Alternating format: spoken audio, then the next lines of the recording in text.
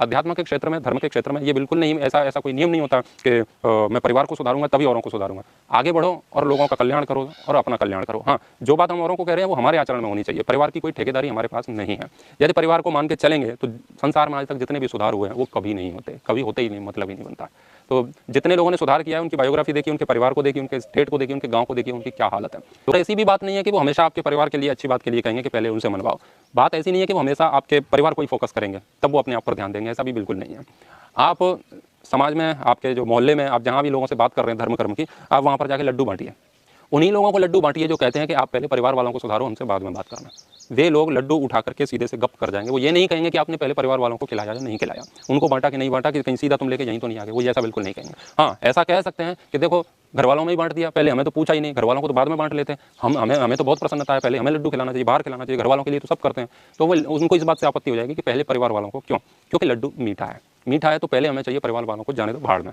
आप एक काउंटर लगा करके बैठ जाइए जिसपे कहिए 500 रुपये 500 रुपये 500 रुपये, सबको बांटते जाइए। सब लोग 500 रुपये ले जाएंगे और 500 रुपये ले जाने के बाद में एक भी व्यक्ति वहाँ पर ये नहीं कहेगा कि भाई इतना बांट रहे हो, घर वालों को पूछा कि नहीं पूछा, 500 रुपये अपने माताजी पिताजी को दिए कि नहीं दिए, अपने भाई बंधुओं को दिए कि नहीं दिए, अपने परिवार में अपने रिश्तेदारों को दिए या नहीं दिए। कोई नहीं पूछने वाला है, कोई नहीं पूछेगा, क्योंकि 500 का नोट अच्छा है, मीठा है, लड्डू है वो मीठा है, तो वो हमें पहले चाहिए, आपके परिवार जाए भाड़ में। और जिस चीज़ में संकट है, दुविधा है, त्याग है ना, बहुत समस्या है उसमें अपनाने में, उस बात के लिए पहले परिवार वालों के लिए, क्योंकि उससे बचना है, बस इसीलिए। वो एक बहाना है। मान लीजिए कि आपके परिवार वाले आपकी बात मान भी गए, फिर आप उनके पास जाओगे ना, तब भी वो आपकी बात नहीं मानेंगे, मैं ये लिख करके दे सकता हूँ। क्योंकि वो यही कहेंगे कि यार आपकी और आपके परिवार वालों की बराबरी नहीं हो सकती, आप लोग तो पता नहीं कौन से माइंड के हो। तो लोग आपसे यही कह देंगे आपकी बराबरी नहीं होती, क्योंकि वो बचना चाहते हैं, बस इतनी सी बात है। कड़वा सब थू करते हैं, मीठा सब गप करते हैं। तो इस चिंता में बिल्कुल ना फंसें कि आपके परिवार को आप सुधारेंगे। बिल्कुल दुखी होने की कोई आवश्यकता नहीं है। परिवार वाले जो करते हैं वो करें, हमें जो करना है हम करेंगे।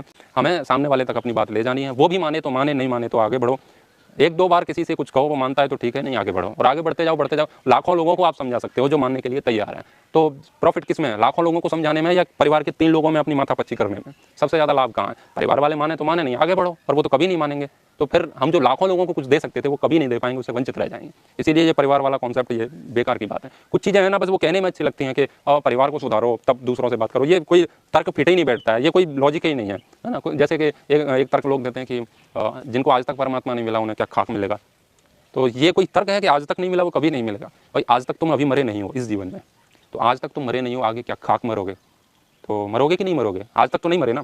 तो जो चीज़ें आज तक नहीं हुई हैं वो आगे तक भी हो जाती हैं। तो कुछ चीज़ें ऐसी हैं, बहुत सारी चीज़ें, तो जिन पर हम विचार कर सकते हैं। दुखी होने की कोई आवश्यकता नहीं है। तो हमारा परिवार बात माने तो अच्छी बात है, हम उनके लिए परमात्मा से प्रार्थना करें। नहीं मानते तो आगे बढ़ो, जब समाज सुधार की इच्छा है तो, नहीं तो कोई बात नहीं, अपने तक सीमित रखो, अपना जीवन का उत्थान करो, अपना कल्याण करो, उसी में भलाई है।